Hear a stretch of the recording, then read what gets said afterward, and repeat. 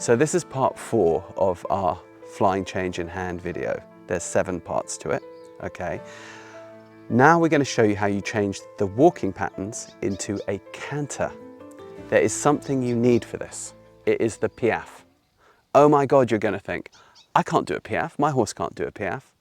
I beg to differ. Pretty much every horse can. So the only horses that are going to have real trouble with the Piaffe are going to be the gaited horses, because they're bred to not diagonalize. But pretty much every other horse does it in nature. So we just have to know how to bring it out of the horse. A pattern 1 combined with a pattern 2 creates a Piaffe. Now, obviously this is a schoolmaster horse that knows it well. Obviously, if you are watching this and you do not yet know how to train pattern 1, pattern 2 into Piaffe, please don't worry.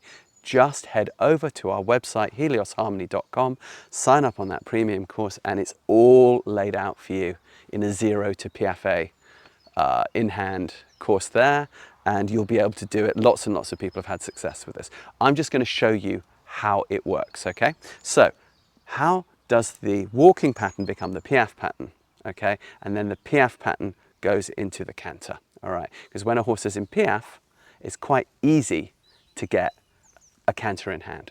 All right, so here I go. Ready for this, Mr. Boom? All right, so remember, for this, you're going to have to also go through the stages which we went through in the previous videos: flexions of the jaw, flexions of the pole, yielding of the quarters, pattern 1 in the circle, which is a shoulder in hybrid, pattern 2 in the circle, which I'm about to do, which is a travers, almost a bit like a pirouette. Hope I don't run into the swing here. There we go, under this lovely oak tree. And now I go back to pattern 1. Now I'm going to stay on my pattern 1, and I'm going to ask, by tapping the croup, for something here. Watch. Good. And we got the beginnings of a little bit of Piaffe there. Super. Oh, he's given me the canter transition because he knows what to do. So he offered that because he's a schoolmaster horse. But when the horse sits in the Piaffe like this, it makes it easy for them to find their first in-hand canter transition in a way that is really nice and collected.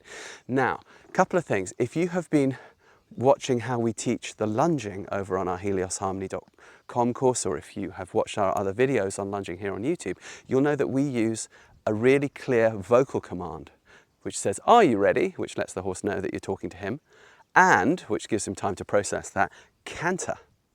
And we find this really helps horses and humans have clarity. So I'm not going to use that in hand out of the Piaffe.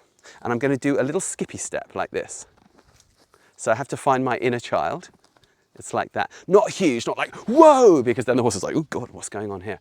But just something like that, which lets the horse know that we're going to change gait. So I'm going to say, "Are you ready?" and this.